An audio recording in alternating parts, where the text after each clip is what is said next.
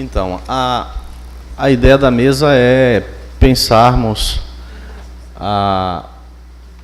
o grande desafio que é transpor o estágio da teoria para a aplicação das várias linhas da teoria semiótica à análise do texto literário, né? Então, com essa perspectiva, nós vamos assistir a 3 apresentações, né, de trabalhos distintos. E aí começamos pela nossa convidada da Universidade de Rondônia, Ana Carolina, que vai apresentar o trabalho A Pele Sinuosa de Santa Teresa e o Êxtase da Serpente, uma leitura plagiotrópica de Bernini. Vou passar aqui. Alô? Chega. Boa tarde a todos. Bom, como o professor Expedito falou, né, eu sou professora da Universidade Federal de Rondônia, no curso de Letras, doutoranda em Literatura pela Unesp, no campus São José do Rio Preto, e mestre e graduada em Letras pela UFPB. Moro lá em Rondônia, bem pertinho, né? Mas sou daqui, me formei aqui na UFPB. Bom, o título do meu trabalho é A Pele Sinuosa de Santa Teresa e o Êxtase da Serpente, uma leitura plagiotrópica de Bernini. Um bombeamento flui do manto oceânico de Teresa d'Ávila, sacudindo sólidos em movimentos febris. As ondulações absorvem o fruidor que observa atentamente. Estamos diante de O Êxtase de Santa Teresa de Bernini, né, que eu aproveitei. Para quem não conhece a escultura, né, então é essa que está aqui representada aí na tela, certo?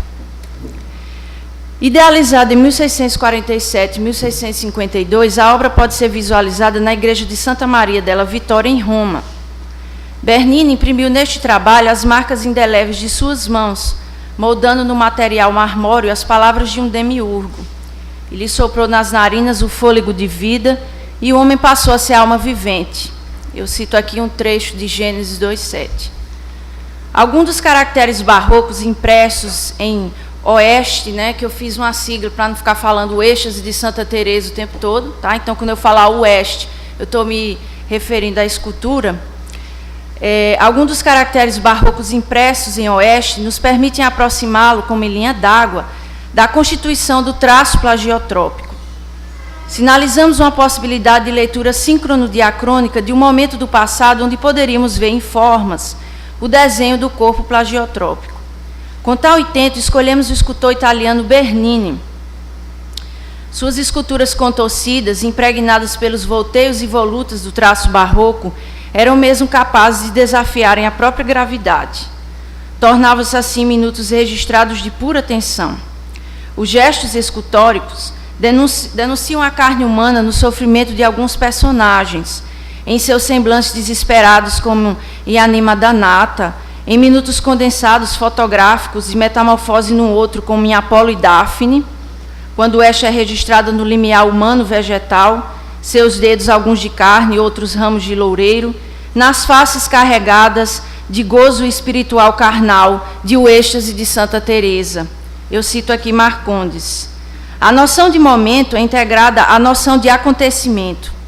A figura escultória intervém no espaço plástico, possibilitando nova interpretação. Para a relação escultura e seu entorno, Bernini utiliza o termo contraposte. O Diário de Chanteloup contém informações sobre a técnica escultória berniniana, assim como afirmações do artista. E Marcondes vai citar aqui Bernini. Representar o natural é servil. A natureza, segundo a ideia, não é o mesmo que imitação. Eu cito agora Wolfling. O barroco quer dominar-nos com o poder da emoção de modo imediato e avassalador. O que traz não é uma animação regular, mas excitação, êxtase, arrastados para a tensão de um estado apaixonado. Wolfling insiste num estado de excitação que perpassa o estilo barroco, levando à necessidade de representar coisas em movimento e a uma aceleração da ação.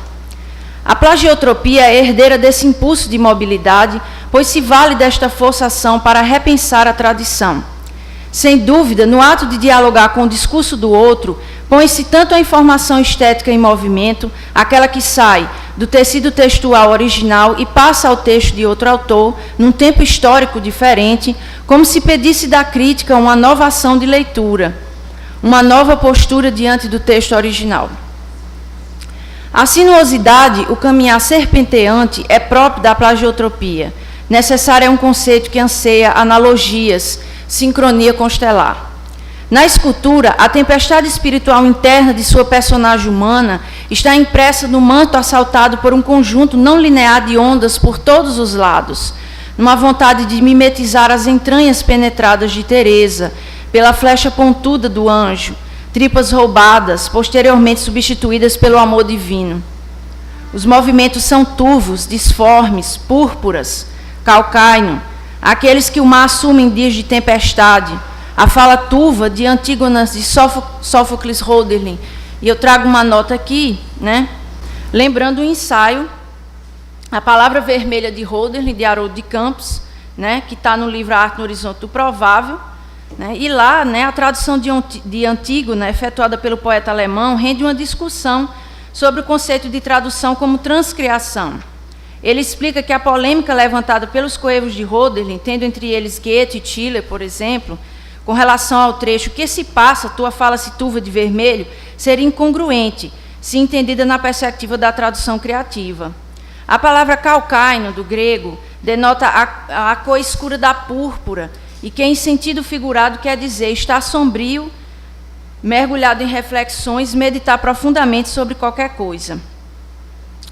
Retomamos aqui esta acepção para o manto de Santa Teresa, no que ele convida ao observador à meditação, um exercício de movimentação intelectual interior, desaguando numa ideia de movimento da mente posta a serviço de relacionar-se com a obra de arte. O manto é assim tomado por este mar de sensações que serpenteia no corpo de Teresa, convidando o fruidor a meditar. Aqui ressoa o traço sinuoso, aquele que permite o sair da linha reta para o seguir das constelações ressoantes por todos os lados. É interessante lembrarmos ainda que o corpo de Teresa está contorcido. O fato de estar sobre nuvens nos permite ainda mais esta aproximação. O corpo que se permite ver a realidade por outro ângulo, invertido de sua ordem natural. Gonçalves, num comentário sobre a tela Laocoonte de El Greco, atesta um dinamismo da composição explorado pelo traço serpenteante que corre a pintura. O pincel que carregou o movimento em toda sua extensão fez os corpos dançarem, e cada figura projeta uma espécie de passo de coreografia. Os movimentos leves conferem estranhamento ao fruidor, principalmente aquele que conhece o mito, que observa o olhar ambíguo ao encarar a serpente de Laocoonte, misto de terror e fascínio. Gonçalves afirma ainda que os personagens na margem direita estão também tocados por índices de ambiguidade. Apolo tem pernas delicadas, de contornos femininos, enquanto Ártemis possui pernas delineadamente masculinas, além das duas cabeças e mais um espectro craniano que sai da cabeça da deusa. Assim parece-nos que este dinamismo foi lançado aos elementos da tela como uma linha que percorre toda a sua extensão, relacionando as diferentes partes entre si, fazendo-as ressoarem. Em Oeste, esse dinamismo está principalmente no manto desalinhado, vestindo um corpo tomado de tempestade carnal e espiritual, e prossegue lançado ao manto do anjo, permitindo a união das duas figuras a partir dos tecidos. Daqui podemos resgatar a ideia de organismo comentada por Merleau-Ponty em A Dúvida de Cézanne. Afirma o filósofo que Cézanne, em sua composição, procurava ajustar o ritmo pulsante de todas as coisas, colocando em consonância aquilo que a nossa visão costumeiramente afastava ou deformava. Seu traço organizava as coisas criativamente. A tinta, conscientemente utilizada, transformava a tela num organismo nascente. Essa expressão é do Merleau-Ponty. E eu cito o Merleau-Ponty agora. O que motiva um gesto do pintor não pode residir unicamente na perspectiva ou na geometria, em leis da decomposição das cores ou em qualquer outro conhecimento. Para todos os gestos que pouco a pouco fazem um quadro, só há um motivo: a paisagem em sua totalidade e em sua plenitude absoluta. a que Cezanne justamente chamava motivo. Tratava-se, esquecida de toda a ciência, de recuperar por meio destas ciências a constituição da paisagem como organismo nascente. Era necessário ligar umas às outras todas as vistas parciais que o olhar tomava, reunir o que se dispersa pela versatilidade dos olhos, associar as mãos errantes da natureza, diz Gasquet. Há um minuto do mundo que passa, é preciso pintá-lo em sua realidade. Sendo assim, tomamos este princípio, guardadas as diferenças, para a dinâmica erótica que irrompe em todo o êxtase de Santa Teresa. Bataille, em O Erotismo, comenta que, eu cito Bataille, o sentido último do erotismo é a fusão, a supressão do limite. Em Oeste, essa fusão fica patente nas inúmeras redes relacionais marcadas por pequenos índices na escultura. Os mantos de Teresa e do Anjo se tocam, fundidos numa constituição análoga, na dinâmica dos tecidos serpenteantes, plenos de curvas, contorcidos em suma. Os rostos também estão relacionados pela gradação da expressão irônico-apaixonada do anjo, culminando no êxtase da boca entreaberta e cabeça lançada para trás de Teresa. Há ainda a mão do anjo que toca o manto da freira num gesto para descobrir os seios dela. Aqui cabe alguns comentários sobre a noção de organismo mencionada mais acima. A mão direita de Teresa está posicionada nas pontas direitas, na continuidade do manto, como se manto e mão, tecido e corpo tivessem se tornado a mesma coisa. Apenas um de seus dedos está separado do resto da mão, o indicador. Os demais estão unidos, médio e anular completamente unidos, seguidos pelo dedo mínimo, que delicadamente toca sua ponta, permanecendo ligado ao anular. O anjo, por sua vez, tem a mão esquerda levemente escondida pelo manto de Teresa, num gesto para despir a parte de cima do tecido que cobre a freira. No tocar o manto, seus dedos estão continuados pelas curvas do tecido. Sua mão direita, curiosamente, analogamente à mão de Teresa, está com os dedos médio e anular ligados, com uma pequena diferença. A mão do anjo apresenta esta ligação de maneira sutil.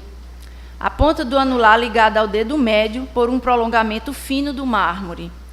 Os corpos, abolidos em seus limites materiais, tornam-se líquidos, eróticos em suma.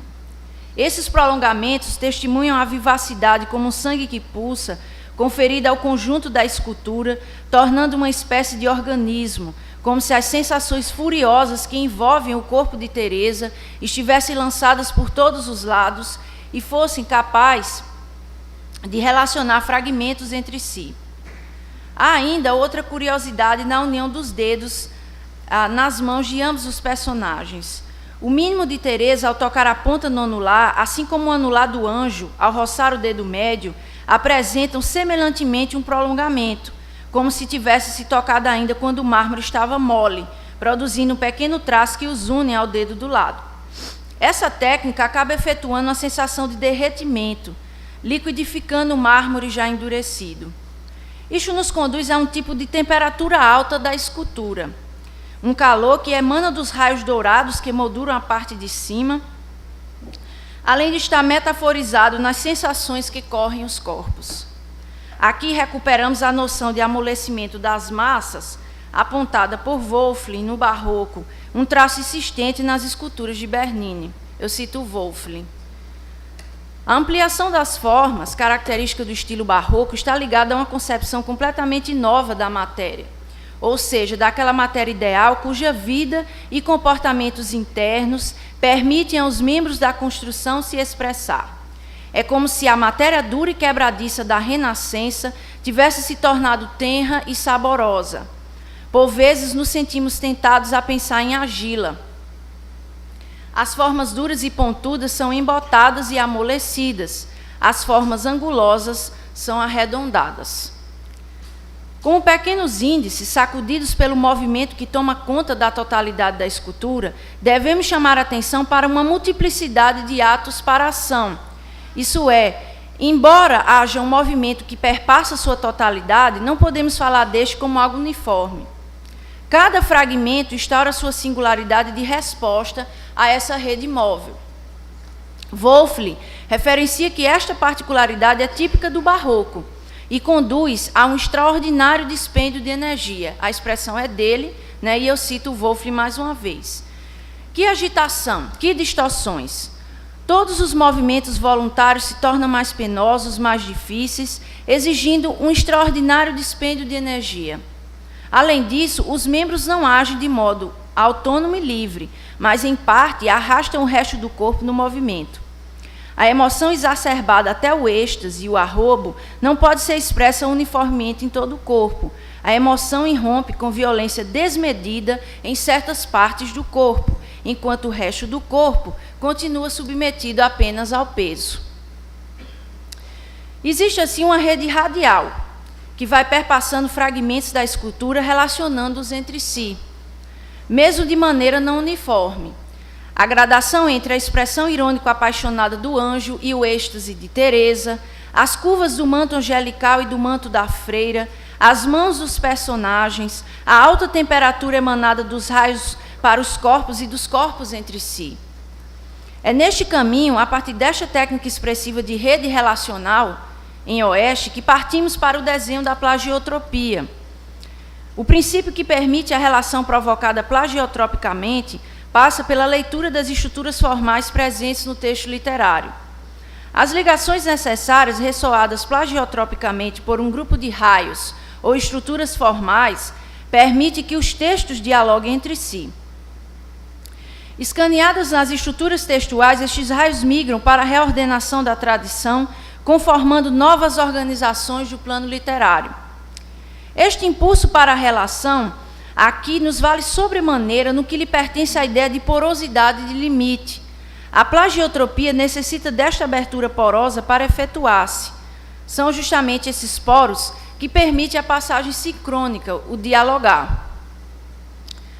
Mas esse movimento não comporta a ideia de caos, uma vez que os diálogos entre obras só acontecem na medida em que há leitura consciente das estruturas mais profundas de um texto, e essa verticalidade permite o ver de uma forma em outra. Isto implica dizer que não são todas e quaisquer formas que podem dialogar entre si, mas que essa porosidade de limite deve existir para a permissão do diálogo. Pensamos aqui, guardadas as devidas diferenças, no termo projeção, cunhado por Boris Schneiderman, e eu cito Schneiderman. O mundo em que tudo se projeta contra tudo, onde não há limites precisos entre coisa alguma, o reino do deliquescente e do jamais acabado, da fluidez e do infindável. Irene Machado, em Projeções da Semiótica da Cultura no Brasil, expõe sua dívida para com o conceito quando afirma, eu cito Machado, assim concebido, projeção é um mecanismo dialógico concernente ao relacionamento entre coisas no mundo ou entre diferentes sistemas, tanto na natureza quanto na cultura. Em vez de isolá-los, a projeção coloca-os no mesmo ecossistema. No contexto da cultura, projeção é o modo que nos leva a compreender como culturas diferentes podem estar relacionadas e enriquecerem-se mutuamente, apesar de constituírem sistemas diferentes de signos. Preferimos trabalhar na linha da porosidade de limites. Logo, não compartilhamos totalmente com a noção de que tudo se projeta contra tudo. Partir da noção desta ausência para a nossa discussão, deixa-nos a impressão caótica de que um sistema como o da tradição literária, tudo possa se projetar em tudo, não levando em consideração as múltiplas diferenças que cercam obras produzidas, tanto de uma mesma cultura como em culturas diferentes. Sobre isso, Machado chama a atenção. E eu cito Irene Machado mais uma vez. Pesadas as diferenças linguísticas, histórico-sociais, espaço-temporais, existem muitos aspectos que aproximam a cultura russa da cultura brasileira. Trata-se, contudo, de uma proximidade exclusivamente semiótica. Em hipótese alguma, é lícito supor que os mistérios da alma eslava, enraizados em tempos remotos, possam se assemelhar ao exotismo de uma cultura jovem e distante. Chamamos a atenção aqui para a expressão exclusivamente semiótica, pois é neste âmbito que desejamos relacionar o termo de Schneiderman à plagiotropia. O conceito haroldiano parte da noção de diálogo quando uma forma vê-se projetada em outra, Assim, este exercício não deve anular as diferenças linguísticas, histórico-sociais, espaço-temporais, oriundas dos textos, mas pô-las em contato. Esse contato permitirá que um presente renove seu olhar diante de um passado. E este, escovado a contrapelo, pelo anjo esquerdo da história, revele novas nuances para o futuro. Nessa esteira, índices como de contorção, ambiguidade e dinamismo, componentes do traço barroco, apontados aqui na escultura de Bernini, também nos permite traçar uma linha comparativa com o traço plagiotrópico. A contorção, figurada em índices como o sutil molde da mão de Teresa, dedos encurvados, o dobre de todo o braço posicionado no baixo ventre, as curvas de seu manto, o contorcer de seu corpo, manifesta ao fruidor a importância do traçado às avessas, contorção, para a estrutura de Oeste. Impresso não somente aqui, mas em outras obras de Bernini. E aqui eu cito, principalmente a Ludovica Albertoni e o Rapto de Proserpina. O movimento contorcido assemelha-se ao desejo de espacialidade, como na vontade de observar um fato por novos ângulos. As figuras em Oeste estão posicionadas por meio de índices de modo oblíquo em relação ao espectador, traço constitutivo do modo pictórico, doador de movimento à arquitetura barroca. Mais uma vez, recupera-se aqui esta noção de obliquidade contraposta ao que é linear, plano. Sabemos que o barroco buscou incessantemente este desenho e, para a escultura em questão, fragmentando algum dos sentidos incrustados na etimologia de obliquidade, teríamos a noção de ambiguidade.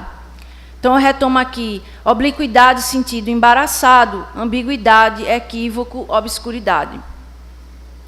Percebemos assim, a partir da ambiguidade contida na obliquidade, o esfumar da noção de êxtase, capaz de amalgamar os sentidos de carnal e espiritual, elevando a categoria de erotismo a outro nível. Haroldo de Campos, ao comentar o conceito de plagiotropia, indica seu caráter transversal, oblíquo, pois, contrariando a linha reta. É curioso o fato de que é justamente esta obliquidade para o traço barroco que doa movimento às massas. O dinamismo aqui é construído pela perspectiva do obscuro, do ambíguo, daquilo que não deseja estar definido, mas que tem nesta abertura sua vivacidade. A perspectiva plagiotrópica deseja se valer dessa obliquidade, tomando um caminho diverso nos estudos de uma tradição literária. E, ao fazê-lo, imprime dinamismo nestes, pois propõe sempre novos traçados. Esta ambição acaba por doar vivacidade ao resgatar obras já gastas pelas mesmas leituras ao longo do tempo e instaurar o estatuto da possibilidade, do talvez malarmeano. Em Oeste, Teresa tem sua cabeça lançada para trás, no enfoque de um gozo carnal espiritual. Na escultura, esta dúvida não se resolve e não deseja jamais ser resolvida, pois aqui reside o estatuto de desautomatização da obra. É doada ao fiel a possibilidade de observar, fruir o êxtase que deveria ser apenas do espírito, mas que está deliquescido pela materialidade dos corpos. Sobre a particularidade desse êxtase, valemos-nos de Bataille. Eu cito o Bataille mais uma vez. A paixão venturosa acarreta uma desordem tão violenta que a felicidade em questão, antes de ser uma felicidade cujo gozo é possível, é tão grande que é comparável ao seu oposto, o sofrimento. Teresa e o anjo carregam em seus corpos sensações, um misto de gozo e dor, outro no rosto, misto de ironia e um possível interesse apaixonado. Aqui, mais uma vez, impõe-se a ambiguidade, o discurso de vereda oblíqua, que não almeja uma verdade, mas que deixa ao futuro a alternativa de construção, desconstrução dos sentidos. Teresa tem seu êxtase adensado, pois levita literalmente. Ao mármore é doado uma leveza, quase uma fluidez, e o corpo de Teresa adquire espacialidade, é prolongado, sai da linha reta do solo, na medida em que compartilha do voo sobrenatural do anjo. A esfera do encontro humano com o divino é sobrenatural, dá-se no ar. Aqui não é o anjo que visita Teresa na terra, mas Teresa que o encontra nos céus. Logo, nos pomos à pergunta: o gesto de penetrá-la com a flecha paira no limiar de já ter sido executado para após ser refeito, ou Teresa ainda seria ferida? Se assim for, como Teresa levita até os céus? Seu manto invadido pela constituição das nuvens, carregadas também de curvas, como se estas penetrassem na figura de Teresa, injetando tamanha leveza a ponto de se tornarem uma coisa só? Essas questões também se carregam de ambiguidade, não possibilitando ao fruidor uma explicação apenas, mas abrindo-se numa pletora de possíveis. Esta abertura indica para o futuro a possibilidade de revisar este passado barroco, aqui tão profundamente arraigado à questão religiosa. Nessa linha, cabe, pois, alguns questionamentos sobre a flecha dourada que está na mão do anjo. Algo que salta aos olhos no primeiro momento é que esta, pelo traço e pela cor, é quase um prolongamento dos raios dourados que molduram a parte de cima da escultura. Sendo assim, sente-se a temperatura alta da flecha flamejante. É interessante notar aqui o resultado em Bernini do relato de Teresa, quando esta anuncia a visualização de uma lança de ouro cuja ponta parecia ser um ponto de fogo. Então, essa escultura de Bernini foi criada a partir, né, de um registro que foi deixado pela própria freira, né, a Teresa d'Ávila. E eu vou citar agora essa parte, então, que parece, né, que foi a parte que inspirou Bernini a criar a escultura, né? Eu vi, então, que ele tinha uma longa lança de ouro, cuja ponta parecia de fogo, e senti como se ele a enterrasse várias vezes em meu coração, transpassando até minhas entranhas. Quando a retirava, parecia também arrancá-las, e me deixava esbraseada do grande amor de Deus. A dor era tão grande que me fazia gemer, e, no entanto, a doçura dessa dor excessiva era tal que eu não podia querer livrar-me dela. A dor não é corporal, mas espiritual, se bem que o corpo tem a sua parte e mesmo uma larga parte. É uma carícia de amor tão doce que acontece, então, entre a alma e Deus, que eu peço a Ele, em sua bondade, que a faça sentir aquele que pensa que estou mentindo. Então, esse é o relato da Teresa d'Ávila. O ouro contém uma forte simbologia capaz de associá-la à figura do divino e da fecundidade.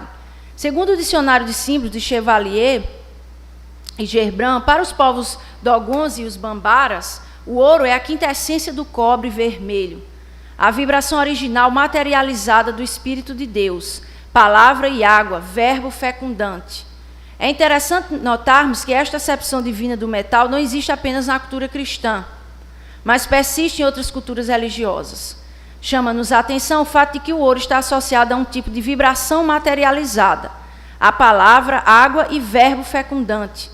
Além de outras associações possíveis com estes elementos, recuperamos aqui as noções de vibração no que a palavra contém de movimento e verbo fecundante.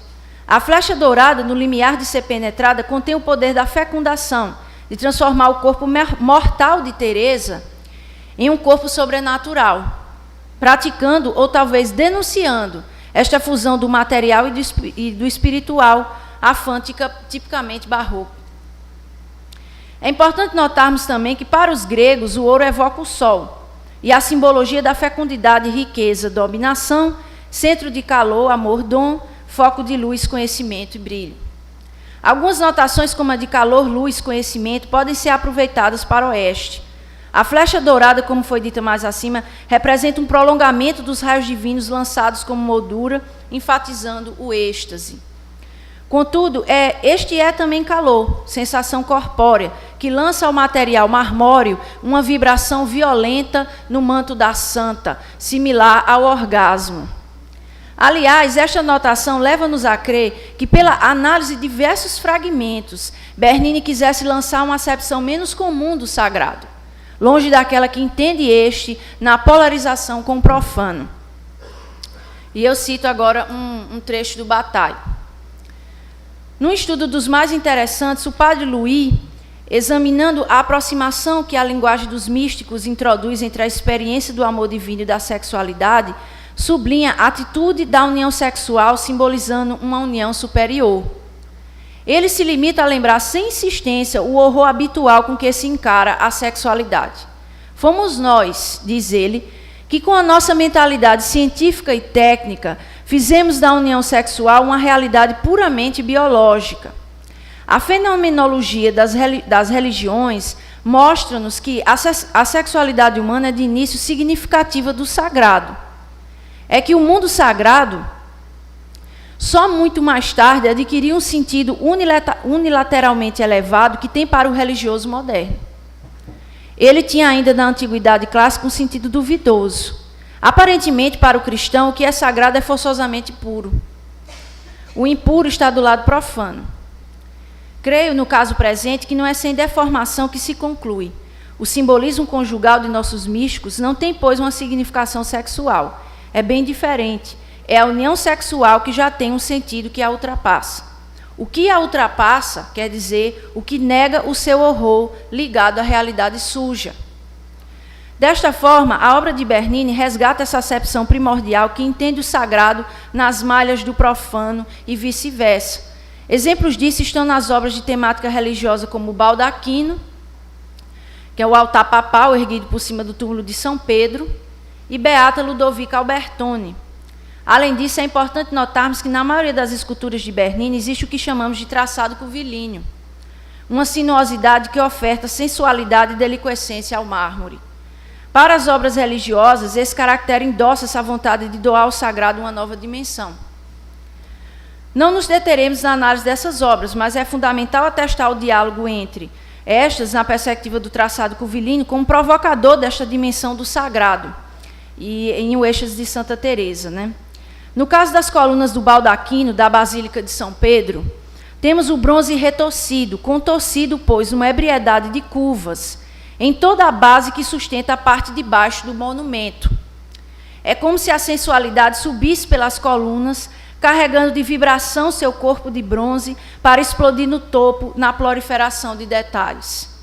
Na Beata Ludovica Albertoni, nota-se uma semelhança gritante entre a face de Ludovica e a de Teresa, nas obras de Bernini.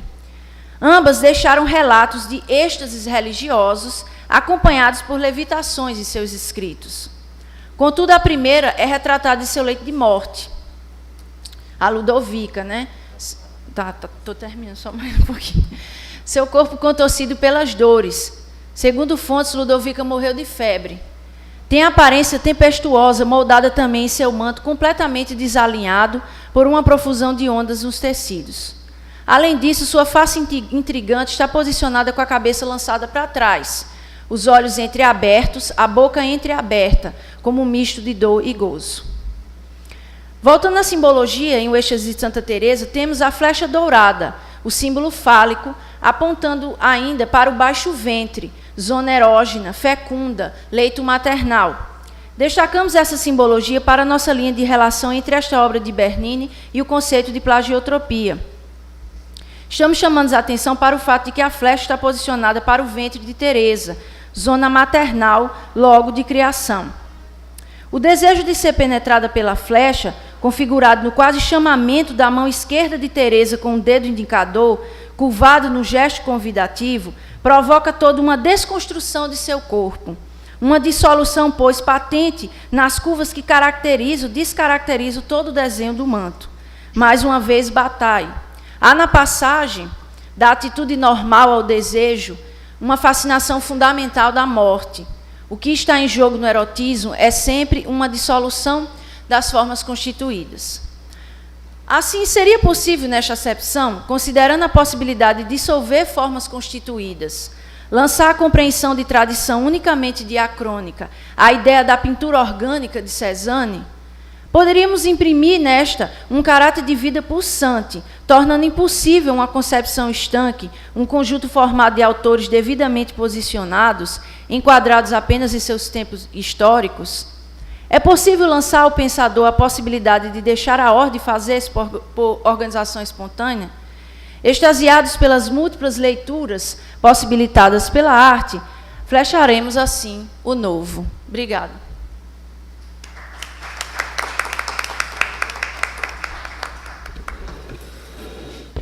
Nós vamos fazer as três comunicações e no final abrimos para o possível debate das questões, certo? Então eu vou passar agora. Então, professora Elinês Albuquerque Oliveira, com o teatro, figurino e a moda, interface de uma semiótica. Boa tarde a todos. Como Expedito me apresentou, eu sou professora Elinês, professora aqui da UFPB, trabalho com literaturas de língua inglesa. Minha formação, fiz graduação aqui, mestrado aqui e o doutorado na Pontifícia Universidade Católica de São Paulo. E tenho o prazer de trabalhar com o professor Expedito na pós-graduação de Letras, onde compartilhamos os sabores da semiótica junto com outros colegas. Muito bem. A minha fala, né, como está aí projetada, é o teatro, o figurino e a moda. É uma breve reflexão. Eu entendo que, como é uma comunicação, eu tenho que ser o mais didática possível, pelo menos eu penso e trabalho sempre dessa forma. O artigo, com todas as informações teóricas, vocês terão oportunidade de ler quando for publicado o livro, os anais do Congresso. Então, minha fala ela vai ter 3 momentos. No primeiro momento, eu vou falar do figurino enquanto sistema sígnico. Num segundo momento, eu vou apresentar um breve recorte de Hamlet no teatro shakespeariano e depois de Ariano Suassuna com a farsa da Boa Preguiça. Então, nós teremos 3 momentos para vocês conseguirem se organizar como vai ser o trabalho. Umberto Eco, semioticista italiano, ele tem uma citação na qual ele diz que o teatro é a terra prometida da semiótica. Eu estou falando aqui não do texto dramático do ponto de vista literário, mas do teatro enquanto linguagem semiótica. E por que Umberto Eco diz isso? Umberto Eco diz isso porque, dentro da linguagem teatral, dialogam, coexistem várias outras linguagens, entre as quais o texto dramático. O texto dramático é apenas uma das linguagens que dialogam com a linguagem teatral. Entre outras, nós teríamos a gestualidade do ator, nós teríamos a música, nós teríamos a iluminação, nós teríamos a arquitetura que empresta a sua codificação para o cenário e a moda e o vestuário enquanto sistema semiótico. Nessa minha fala, eu estou dando destaque apenas para o vestuário. O vestuário que, no teatro, se transforma em figurino. A roupa que a gente usa no dia a dia, quando você está no palco, é o figurino. É portadora de significação e, com certeza, está permeada de signos, como nós vamos ver. Essa primeira citação é de Patrice Pavie, um semioticista francês, e, antes de chegar a ela, eu vou falar um pouco. Entre as linguagens que dialogam com a linguagem dramática, os signos representados através da aparência do ator são aqueles que se comunicam de forma mais imediata com o público. Considerados por alguns teóricos como o cenário móvel do teatro, o figurino de forma combinada com o tipo de penteado e com a maquilagem é, sem sombra de dúvida, um dos grandes responsáveis pela geração de significados no espetáculo teatral. Presença constante na representação dramática desde as suas origens, além da função cênica que se encontrava vinculada à ação, o figurino teatral permite também uma leitura da moda e do comportamento da sociedade de uma determinada época. Numa encenação, a primeira identificação, a primeira leitura que o público faz do personagem que está em cena é através da roupa que ele está usando.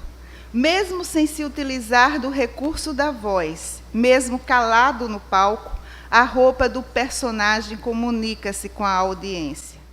Mediante a decodificação do figurino, dentre outras informações, o público pode reconhecer o sexo, a idade, a classe social, a profissão, a nacionalidade ou a religião do personagem.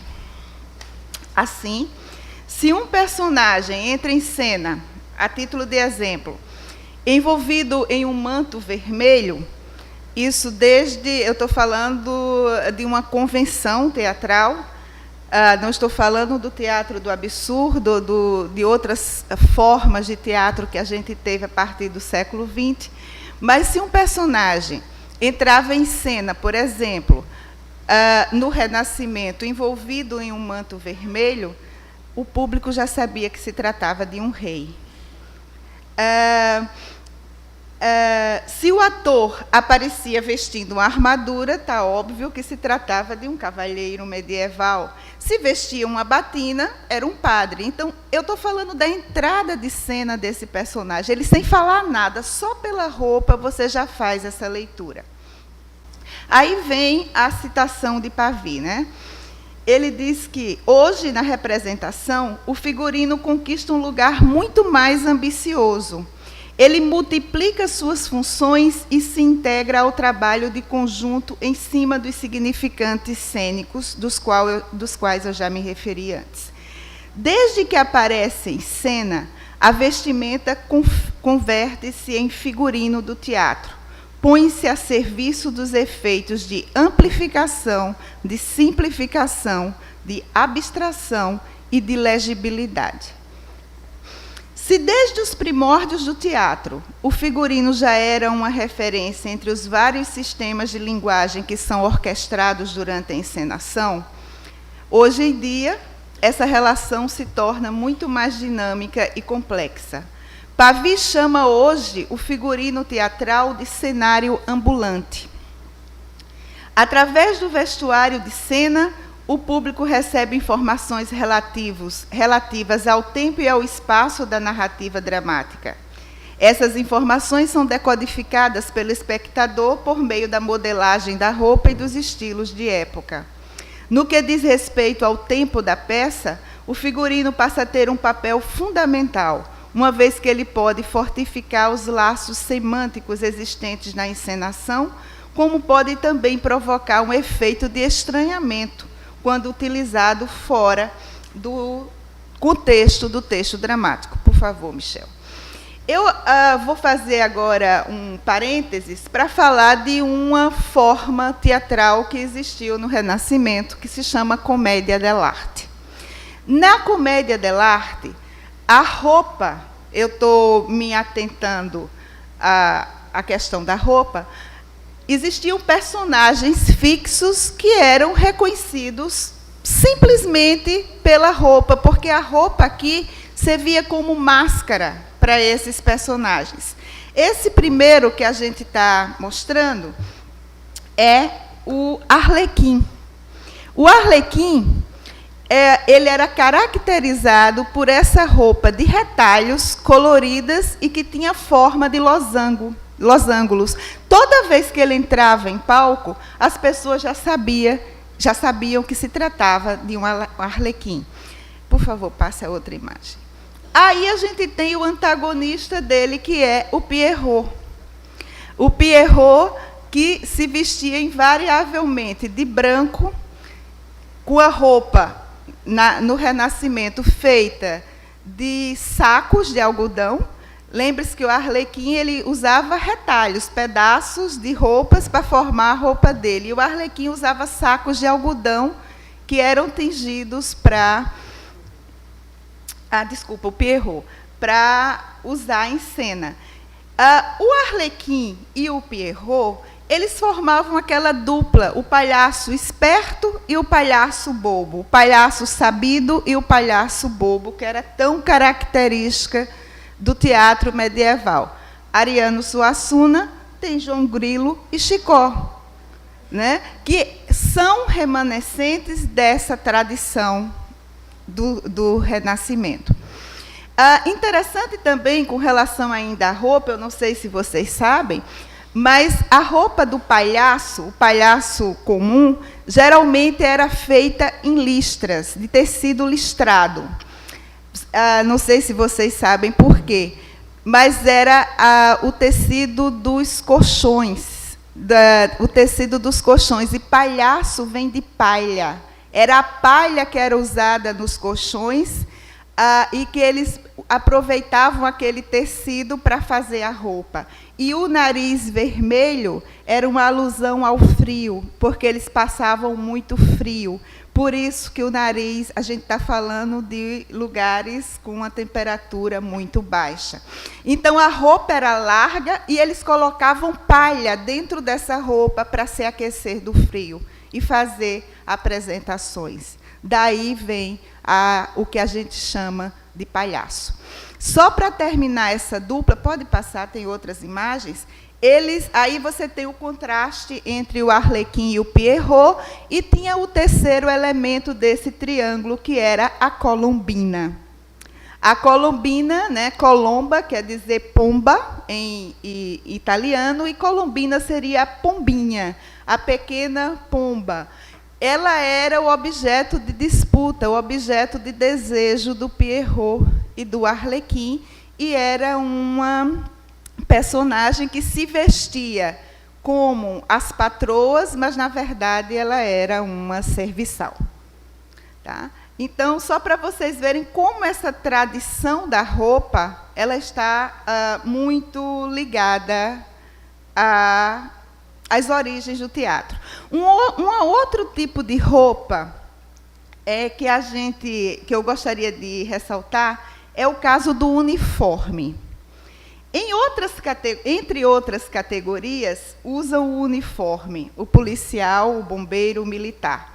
Tanto por sua cor, como por suas insígnias, como por seu talhe, a farda determina, modeliza a categoria social na qual aquele indivíduo se encontra inserido. O uso do uniforme permite que as pessoas civis decodifiquem a que corporação aquele indivíduo pertence, bem como a posição hierárquica que este ocupa dentro da instituição. Logo, torna-se perceptível o vínculo existente entre a farda e a organização oficial da sociedade. Eu falei no início que a roupa, ela poderia, o figurino de cena, ele poderia amplificar, mas também subverter essa ordem. Então, a gente viu aqui que o uniforme tinha essa característica de ser sério, de passar esse lado oficial. Só que no teatro, desde a comédia dell'arte, né, esse oficial e esse sério, ele foi subvertido, por exemplo, por Plauto, que criou a imagem do soldado fanfarrão. Imagina, se o uniforme servia para caracterizar esse personagem sério, oficial, ele foi subvertido. Toda vez que na comédia dell'arte aparecia o personagem usando uniforme, ele era aquele soldado fanfarrão, aquele soldado que costumava jactar-se, contar mais coisas do que, na verdade, ele fazia, né? Então, esse é um personagem típico do teatro, do teatro renascentista. Na entremês, aí agora eu vou fazer um link com Ariano Suassuna. Na entremês para Mamulengos, Torturas de um Coração, e mais tarde na peça A Pena e a Lei, Suassuna apresenta sua visão particular do personagem de uniforme. Em Torturas de um Coração, o personagem do soldado assume a máscara de Cabo 70. Em A Pena e a Lei, Suassuna rebaixa ainda mais a posição do homem da lei, cuja farda é o elemento identificador, transformando-o agora em Cabo Rosinha, o valentão que é enganado por Benedito, o criado esperto e herdeiro direto dos antigos Zani, que povoavam as encenações da comédia dell'arte italiana. Além de identificar os tipos fixos do teatro, como é o caso do uniforme usado pelo soldado no exemplo acima, Um outro elemento que está profundamente associado a esse teatro renascentista é a cor. A cor é um sistema que dialoga diretamente com o vestuário, que dialoga com o teatro. Para vocês terem uma ideia, né, talvez vocês lembrem lá da infância, as cores primárias são vermelho, azul e amarelo. O preto é a ausência de todas as cores, não é uma cor. E o branco também não é uma cor, desculpa, o preto é o somatório de todas as cores, e o branco é a ausência. Então, muitas vezes, eles não são considerados cores. As cores primárias são vermelho, branco, vermelho, azul e amarelo. No teatro shakespeariano, existia existia uma convenção, que era o preto e o branco. O preto, no teatro, eles usavam, acima do teatro, uma bandeira preta, quando era para indicar uma tragédia que estava naquele teatro. Era uma forma de comunicar, né? Então, eles hasteavam a bandeira preta para dizer que naquele teatro ia passar uma tragédia. Se fosse uma comédia, eles usavam a bandeira branca, então o povo já sabia que ali ia passar uma comédia. Essa questão da cor também foi apropriada por Shakespeare. Pode passar. Pode deixar, por favor. Eu precisava de ler. No personagem Hamlet. Esse é só um fragmento. Eu não quis me delongar muito. Então, trouxe só um fragmentozinho, porque uma das características de Hamlet é que ele se veste de preto todo o tempo. Desde o início da peça, que está aí, quando a rainha pede que ele deixe a cor noturna e deite olhos amigos sobre o rei. Aí ele diz: nem essa capa sombria, nem as vestes costumeiras de solene cor negra, nem os tempestuosos suspiros arrancados do imo peito, nem as torrentes fecundas que me descem dos olhos, nem o semblante acabrunhado, nem todas as demais modalidades de mágoa poderão nunca, em verdade, definir-me. Isso é muito interessante, porque se o preto é o somatório de todas as cores, Hamlet está vestido de preto e ele diz: nada pode me definir, porque eu sou tudo isso. E, além de tudo, está dizendo o quê? Não está, em nenhum momento, nos deixando esquecer que se trata de uma tragédia. E todas essas leituras eu posso fazer só a partir do vestuário de Hamlet em cena. Aqui eu trouxe só alguns exemplos de alguns filmes onde ele é sempre representado de preto. São vários, pode passar, por favor.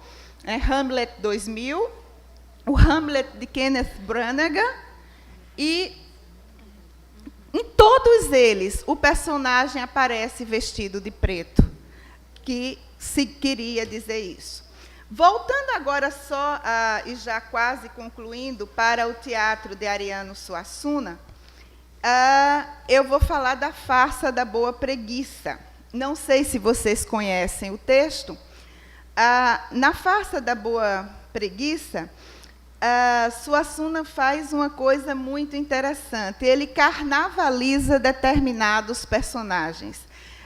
Por exemplo, Manuel Carpinteiro, que seria Jesus, ele rebaixa, né? Rebaixa é um termo que eu estou usando da carnavalização bactiniana, e transforma, tira do alto e transforma num operário, num carpinteiro. E o outro personagem, que é Simão Pedro, que seria São Pedro, ele desce para a terra e, na concepção de Ariano Suassuna, ele vai aparecer vestido de vaqueiro, com roupas de vaqueiro. Então, veja que como a roupa vai subverter a condição desses dois personagens. Tá? Baseada em romances e histórias populares do Nordeste, a Farsa da Boa Preguiça mostra a história de Joaquim Simão, Um tipo amarelo nordestino, cujas proezas são versos, preguiça e mulher. Pobre, feio e podre de preguiça, Joaquim Simão é tentado todo o tempo pela rica e linda Clarabela. Apesar de aparente ingenuidade, a peça levanta questões como a avareza, a safadeza, o capitalismo e o ateísmo, segundo Ariano Suassuna. No caso da Farsa da Boa Preguiça, pode-se afirmar que o lado subversivo e cômico do gênero que está sendo trabalhado por Suassuna aparece reforçado através do figurino dos seus personagens. A título de ilustração, tomemos como exemplo inicial o personagem de Manuel Carpinteiro. Em A Rubrica de A Farsa da Boa Preguiça, Suassuna caracteriza Manuel como... Alto moreno...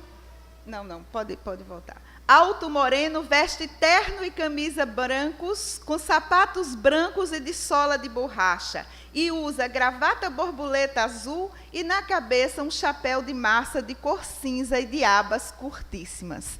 Olha, Jesus está estilizado num terno branco de linho impecável, quase um malandro carioca, com sapatos pretos e um chapéu chapliniano. Por nenhum momento, apesar de toda a seriedade daquela roupa, a gente vai, assim, não estar atento que ele é um clown, que ele é um personagem que vai fazer rir por causa do chapéu que ele porta.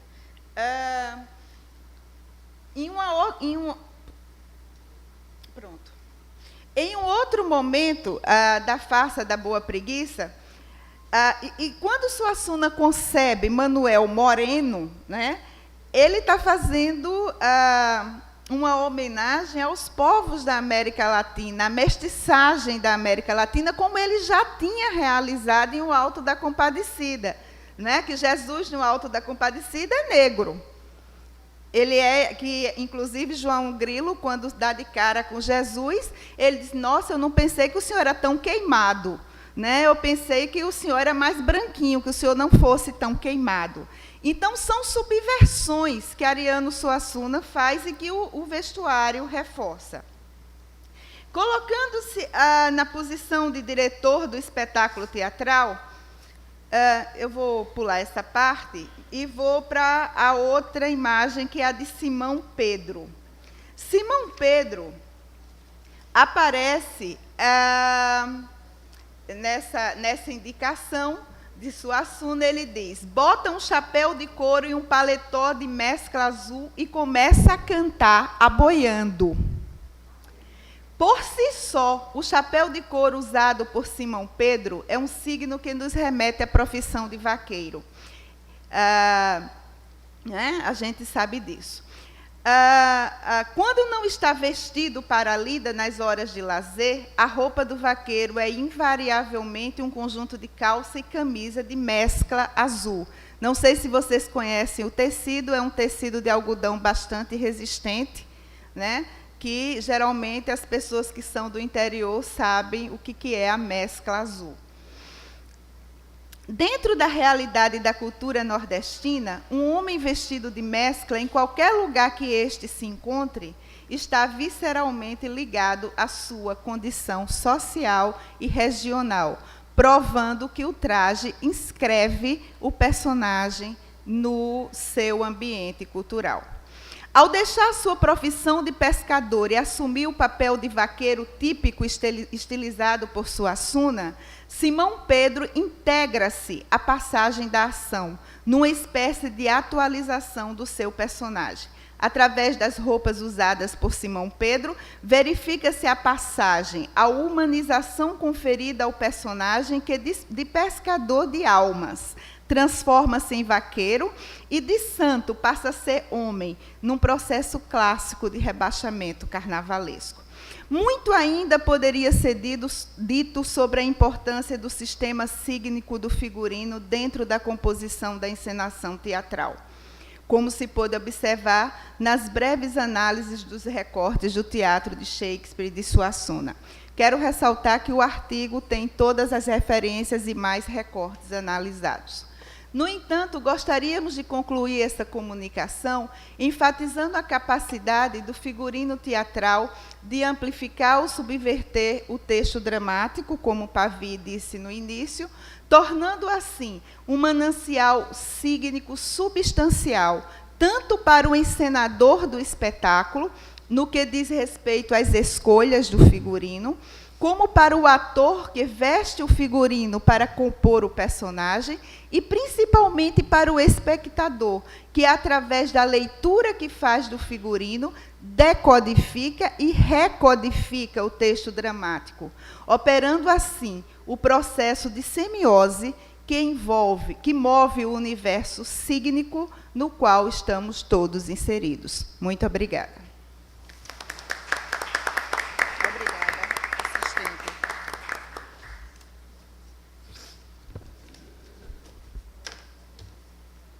Professora Fátima Batista. Boa tarde, gente. Eu gostaria de lembrar vocês que muita gente ainda não fez o presenciamento.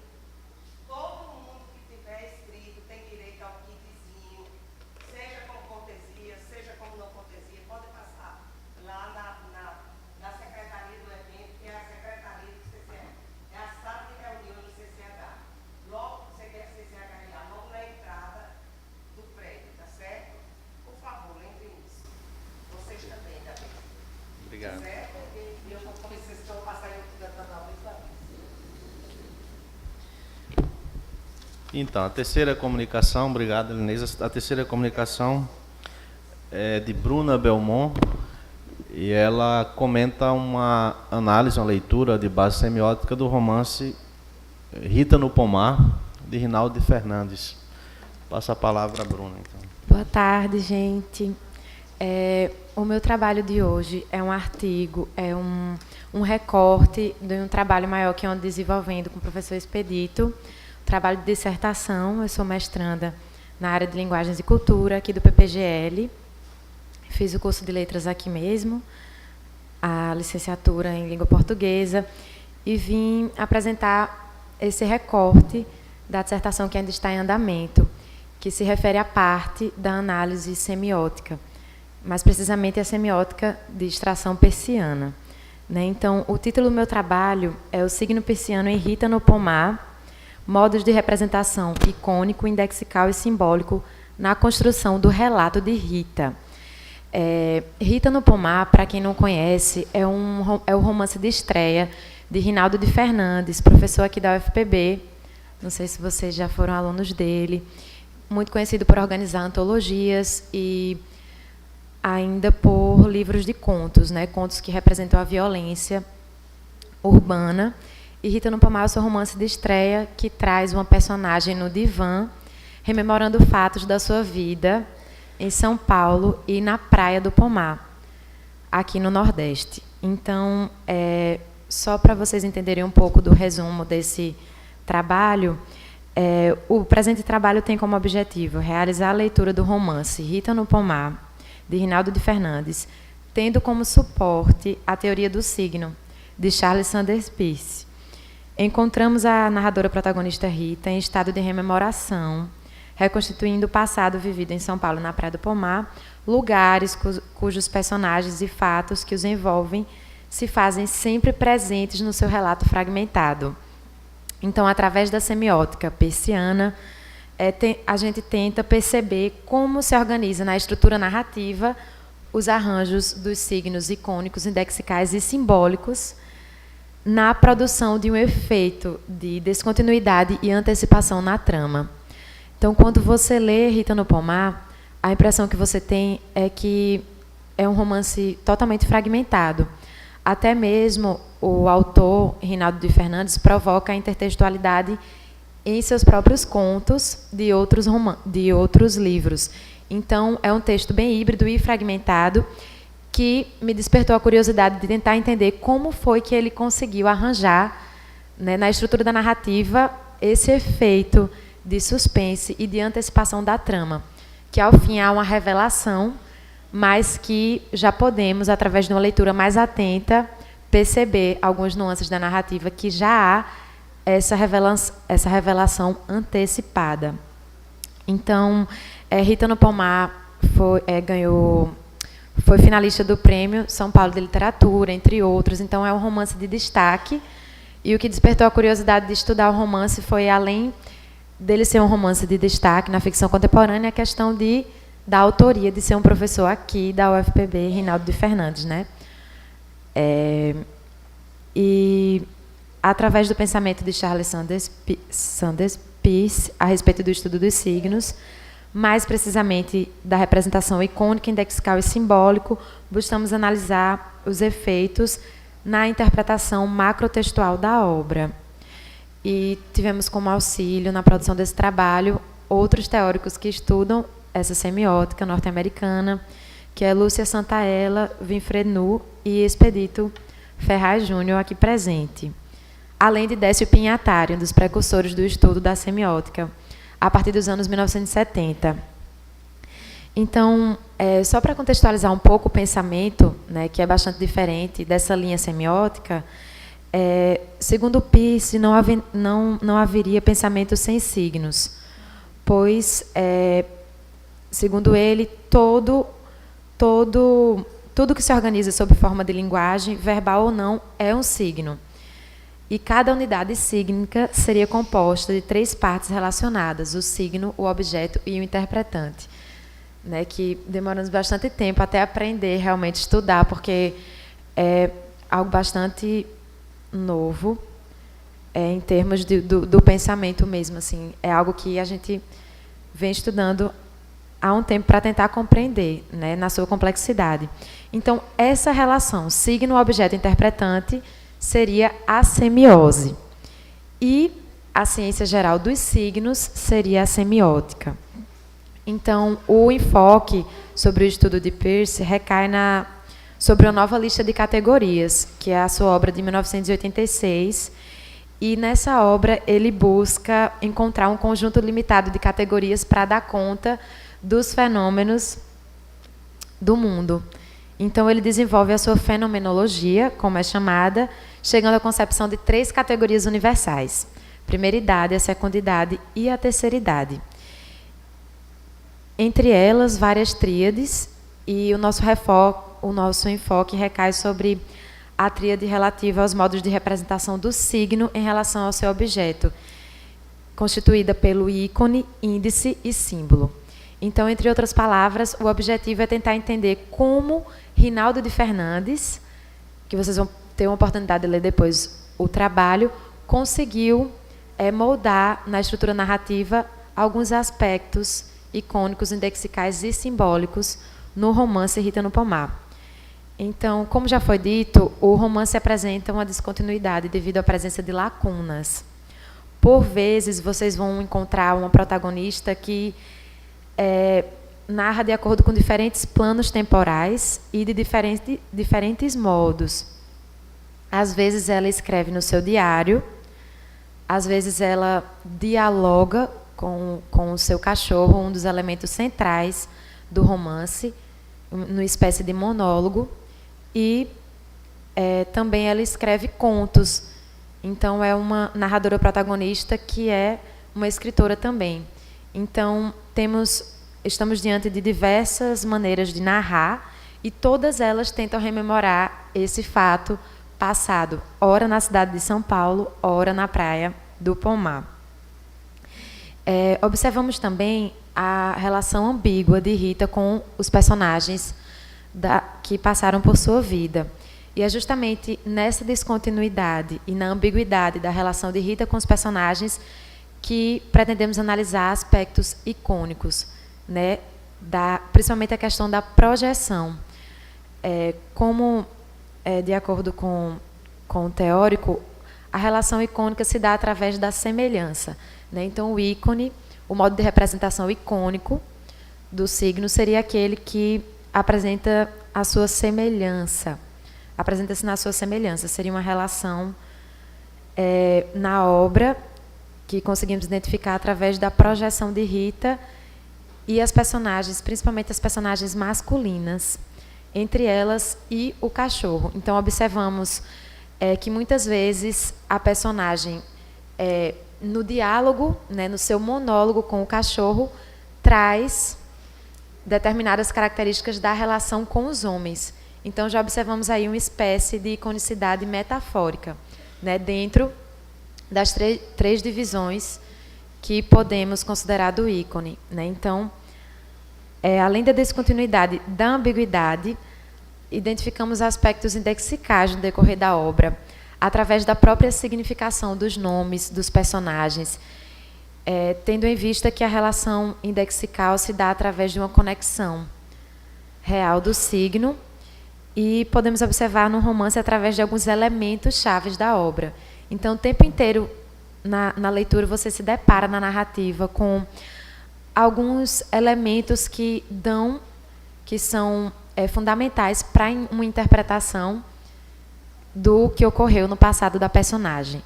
E, além dos aspectos icônicos indexicais, há também a presença de aspectos simbólicos, a partir do momento que a narrativa joga com a questão do próprio símbolo do gênero romance, a partir do momento que insere na sua narrativa contos, por exemplo, né? Então, vemos que Fernandes, como contista, né, imprime a sua marca, como a brevidade, por exemplo, nos capítulos que constituem um romance. Nos deparamos, de repente, com um capítulo em que há apenas uma frase, né? Então, vemos aí a marca do contista no gênero romance em Rita no Pomar. Então, todas essas interpretações e o estudo desses signos, né, icônicos, indexicais e simbólicos, nos levam à reconstituição do passado dessa personagem. Então, é bastante interessante, a partir do momento que a gente começa a visualizar esses elementos que constituem a obra, né, que fazem parte da organização da obra. Então, vocês poderão ler o trabalho. Há uma divisão, né, uma parte que eu intitulo como Rita e os Outros, a instabilidade do relato da protagonista. Também a questão do cachorro pet, que é um elemento central, numa parte intitulada Latidos Humanos, uma projeção icônica, e também a análise da presença de elementos-chave no relato antecipatório, né, que chamamos o relato de Rita como relato antecipatório. Então, esse recorte, né, através da semiótica persiana, apenas uma parte de um trabalho que está sendo desenvolvido com a ajuda da psicanálise freudiana, que vem a dar o suporte teórico da questão da interpretação da obra. Então, seria basicamente isso, uma apresentação do trabalho, que vocês vão ter a oportunidade de ler futuramente, e desde já agradecer a oportunidade da professora Fátima, né, da minha fala no momento, que foi algo que não deu certo, a questão do resumo, mas que o professor Expedito e a professora Fátima me deram a oportunidade de tentar falar um pouquinho aqui sobre esse trabalho que está sendo realizado. E, se vocês tiverem alguma pergunta, né, no fim, eu espero atender as perguntas de vocês.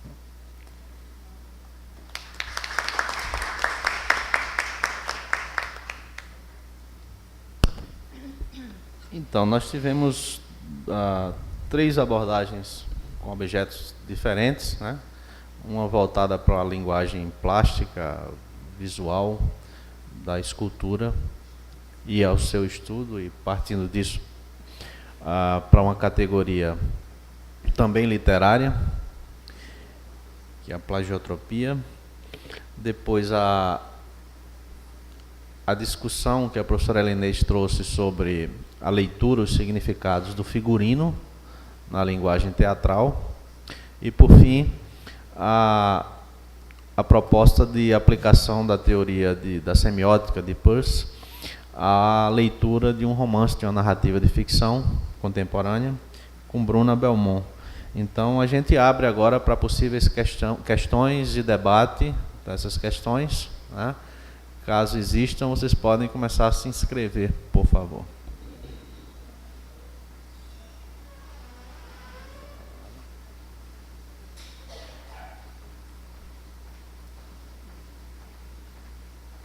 Eu tenho uma pergunta para a professora Elinês.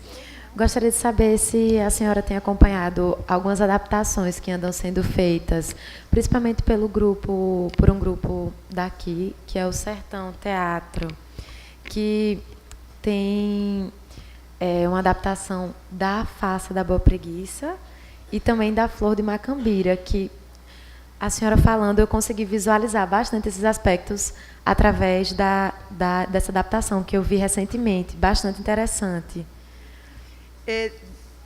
De uma certa forma, sim, porque a gente fica na academia, né, aí fica um tanto, os nossos trabalhos são um pouco, demanda bastante tempo. Agora, eu estou com uma performance desse grupo, da Faça da Boa Preguiça. Inclusive, queria até falar disso, porque eu não trouxe imagens do figurino da Faça da Boa Preguiça, porque eu estou com essa performance. Eu estou com uma performance, não uma performance, mas com um trabalho que a Globo fez nos anos 90, e estou com um outro DVD de um grupo de São Paulo que montou a Faça da Boa Preguiça. Só que acontece uma coisa interessante, em nenhuma dessas montagens eles respeitam o que Suassuna disse na delimitação do figurino. Eles não botam os personagens de branco, de mescla. Por isso que eu não trouxe. Eu não trouxe essas imagens, porque isso é totalmente possível, gente. O autor só é dono do texto até o momento que ele publica. O encenador, ele, se quiser botar Manuel Carpinteiro vestido de vermelho, ele bota. E em nenhuma dessas encenações ele coloca o Manuel Carpinteiro dentro do que Suassuna pede que seja, indica, pede não, né? Indica. Por isso que eu não trouxe. Sim. Eu conheço, eu tenho, inclusive pensei em recortar para trazer, mas eu disse, não vai. Isso aí seria para mostrar como seria a encenação do texto para o palco. Né? E o meu foco seria só no vestuário. Mas obrigada pela contribuição. É sempre bom saber que estamos prestigiando o nosso teatro. O seu trabalho, inclusive, você está prestigiando um autor colega nosso. Fico bastante assim, né, contente de ver esses estudos. Tem uma outra orientanda que está trabalhando o Val da Sarapalha, né? Então, está saindo muita... Né? O espetáculo Val da Sarapalha. Ela está fazendo o espetáculo, né? Porque o Val da Sarapalha é um conto de Guimarães... Sarapalha é um conto de Guimarães Rosa que Luiz Carlos Vasconcelos adaptou para o teatro. Uma aluna do PPGL está fazendo o estudo semiótico do Val da Sarapalha, que é o primeiro estudo semiótico do Val da Sarapalha. Então, que bom que vocês estão tendo a coragem de trazer o novo para a academia. Eu fico muito feliz de ver isso. Então, nós temos um tempinho ainda antes do horário de início dos minicursos, né? Tem intervalo antes, né? Então... Bom, se não tiver nenhuma questão mais do auditório, nós encerramos, então, a sessão, agradecendo a presença de vocês e a dos colegas que vieram apresentar os seus trabalhos. Obrigada a você. todos.